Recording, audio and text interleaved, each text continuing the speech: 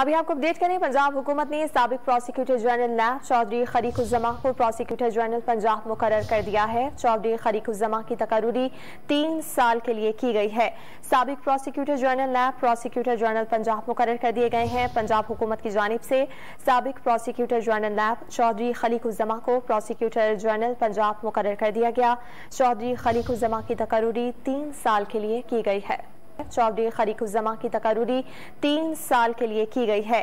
साबिक prosecutor general नैब prosecutor general Punjab मुकर्रर कर दिए गए हैं। पंजाब हुकूमत की जानिब से साबिक प्रोसिक्यूटर जनरल नैब चौधरी खलीकुज़्ज़मा को प्रोसिक्यूटर जनरल पंजाब मुकर्रर कर दिया गया। चौधरी खलीकुज़्ज़मा की तकर्रुरी 3 साल के लिए की गई है। चौधरी खलीकुज़्ज़मा की तकर्रुरी 3 साल के लिए की गई है। साबिक प्रोसिक्यूटर जनरल नैब प्रोसिक्यूटर जनरल पंजाब मुकर्रर कर दिए गए हैं। पंजाब हुकूमत की जानिब से साबिक प्रोसिक्यूटर जनरल नैब चौधरी खलीकुज़्ज़मा को प्रोसिक्यूटर जनरल पंजाब मुकर्रर कर दिया गया। चौधरी खलीकुज़्ज़मा की तकर्रुरी 3 साल के लिए की गई है।